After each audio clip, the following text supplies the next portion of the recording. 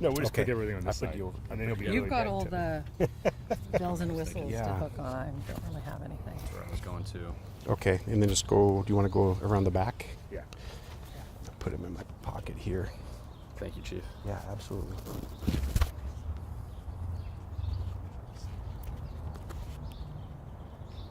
The big belt.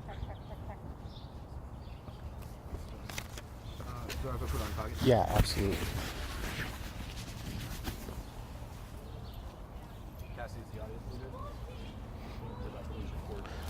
Okay. Awesome. Thanks, Brian.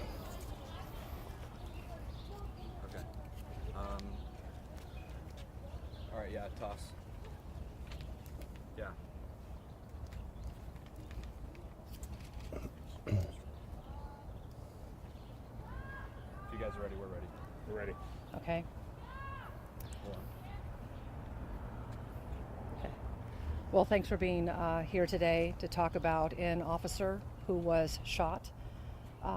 We do not have a lot of details to offer right now. I'll let the chief talk about anything that he can reveal at this time. It is an ongoing investigation, but this is something that we are very upset about, obviously. This is the worst news that you can hear, that an officer has been shot. We are so lucky that this officer is being treated. He's talking, and it's serious injuries, but we're confident that he's going to be okay.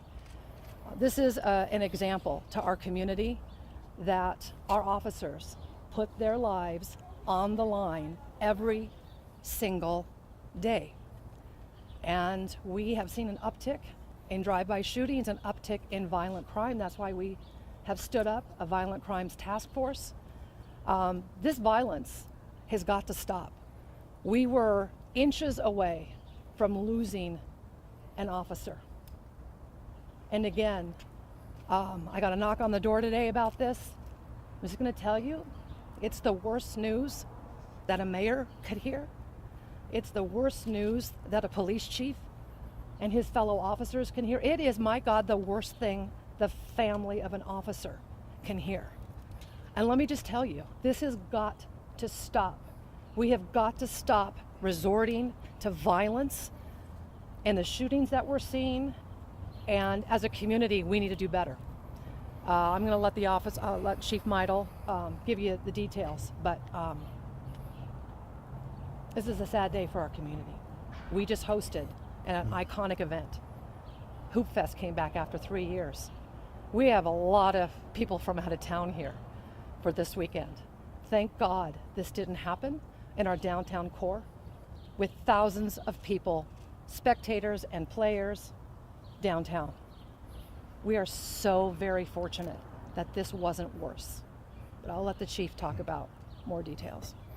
Thank you, Mayor.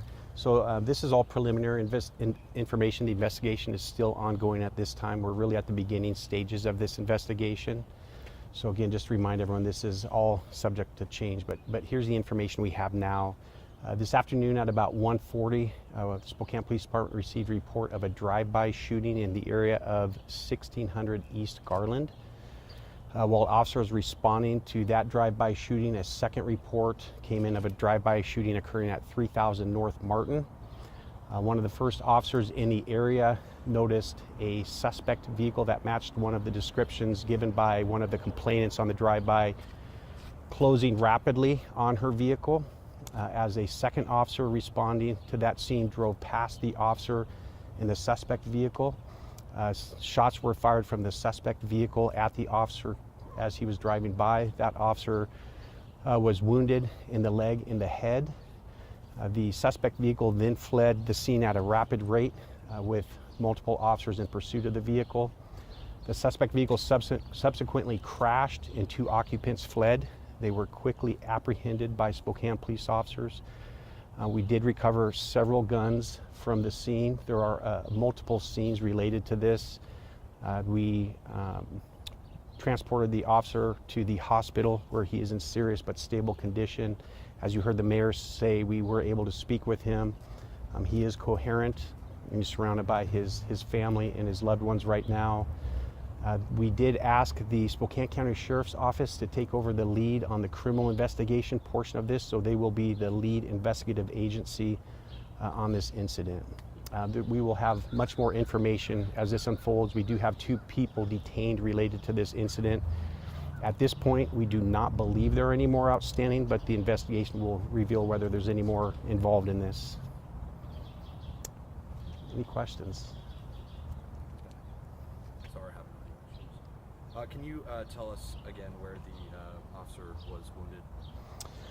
So I believe he was very close to one of the drive-by shooting houses, and as he's responding to that house over on Perry Street is where he was shot. And then the injuries that he sustained?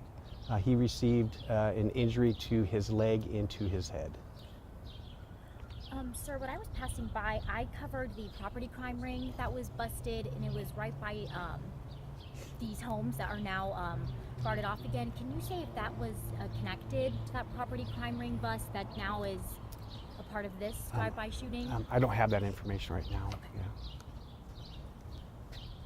And that was Perry and Empire, that location? Right in that area, yes.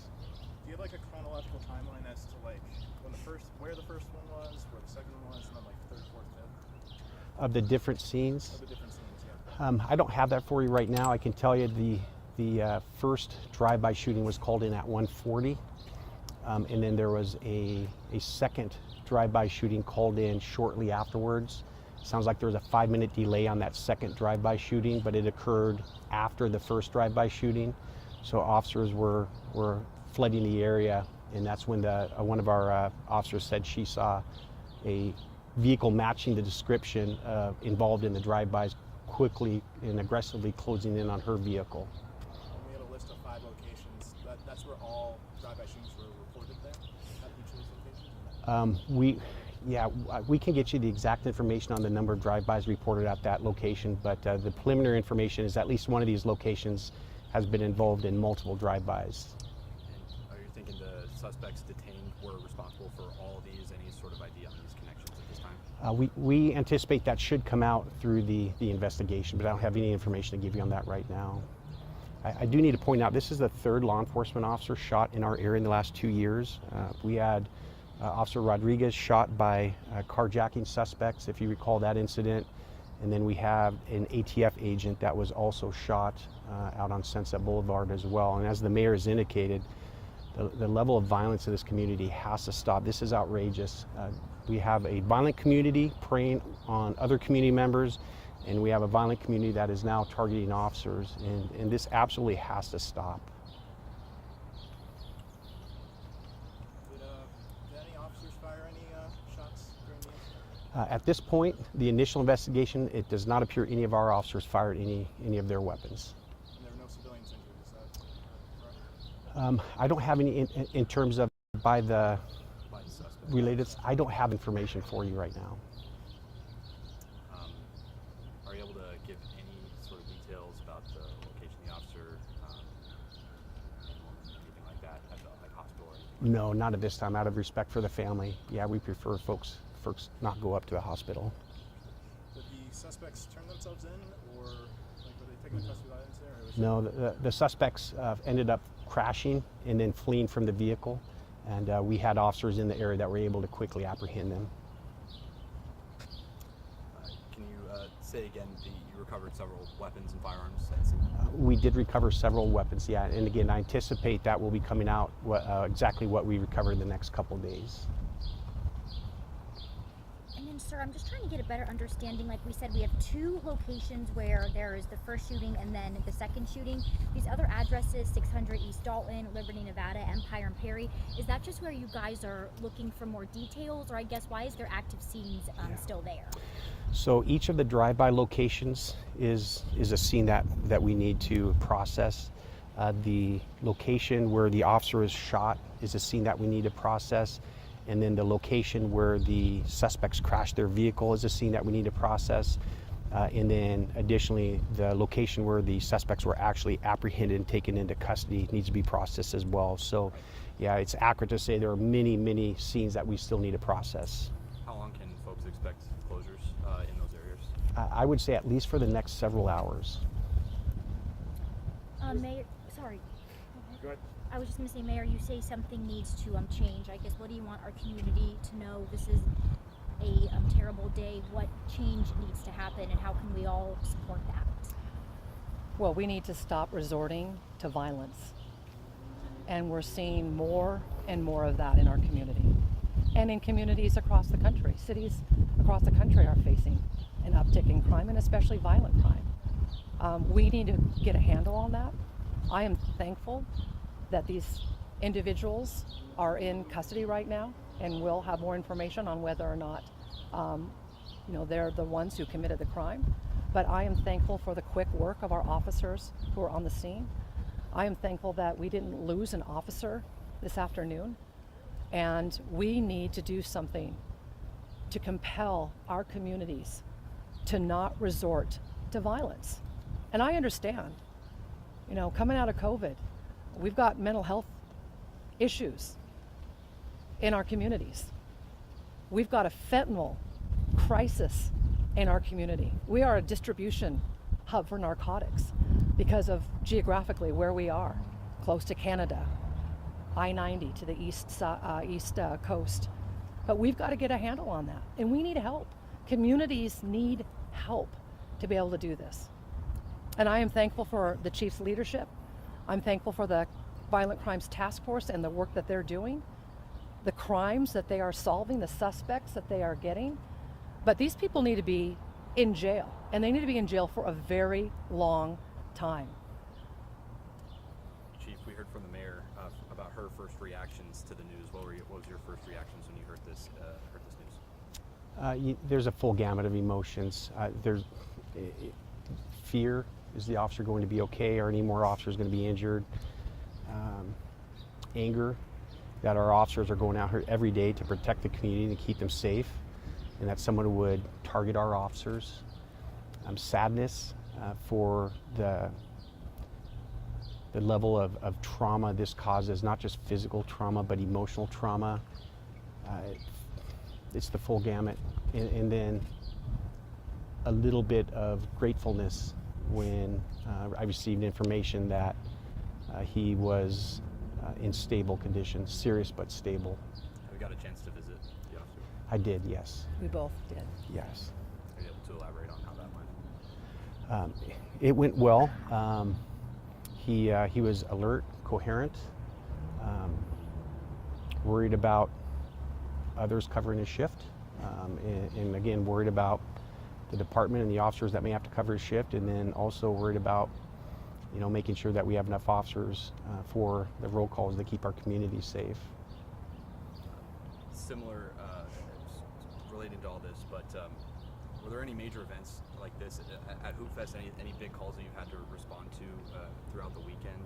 I know this is on the tail end of Hoop Fest, like the mayor was talking about on the tail end of this event. But yeah, just to echo what the mayor had said. Yesterday evening I was in the command post for several hours, and we did have some incidents occur as the Hoop Fest events were winding down, and it goes back to what the mayor has said about it seems so many people are so quick to want to default to violence, and we noticed a little bit of that towards the end of the incident. Thankfully, throughout the majority of the incidents, we had an amazing presence.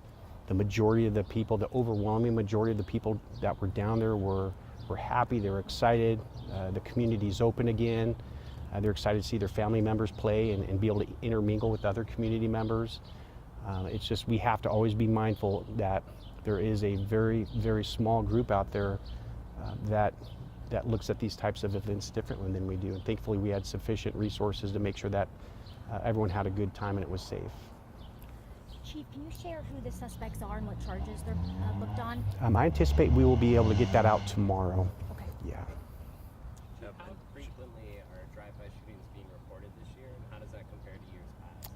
So we have definitely seen a tremendous escalation in the number of drive-by shootings that we've had for the last couple years. In fact, we can have Corporal Briggs can get you that information on the exact data, but we have seen an increase over the last couple of years of drive-by shootings. And again, in fairness, as the mayor alluded to, related to COVID and mental health issues, this is not just in Spokane. This is Washington State, and this is in the nation. We're seeing this spike in drive-bys, and we're seeing a spike in violent crime as well. Chief, what's your message to the rest of the department tonight, knowing that someone in the line of duty was shot today? I'm thankful every day for our officers that come in to work. They put on all of this gear. They're excited. They feel blessed to be able to come out and serve the community. And I am thankful that we have people that every day still make that conscious decision to come out and engage with this community in a professional manner. I'm thankful that the officer is going to be okay in the long run.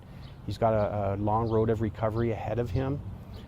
But I just want to express my appreciation to all of the officers on this department and all of law enforcement in our region. Just a very challenging time right now to be a law enforcement officer, and the last 2 years have really been a challenging time. And then when you add on these types of events, our officers are still committed, and they're coming in every single day, and they need to know this community supports them too. And I think the majority of them do understand this community supports our law enforcement. They understand they have a challenging job to do. The officer that was injured, was he in the vehicle at the time, or was he out of the vehicle? My understanding, he was in the vehicle. So he was pulling up as they were probably shooting at him? The initial information, it sounds like he was actually driving by the other officer as she was reporting this car closing in fast on her. So as he was driving by, that's when shots were fired from the suspect vehicle. That's the initial information I have. Yeah, Corporal Briggs said that it was unprovoked of some kind. Is that like true? Of the suspect firing at this officer? I will say at this time the officers were not trying to. They did not have their lights on. Trying to stop the vehicle. They were still responding to the actual scenes of the drive-by shootings, and in the process of them responding to those scenes, that's when the shots were fired from within the vehicle.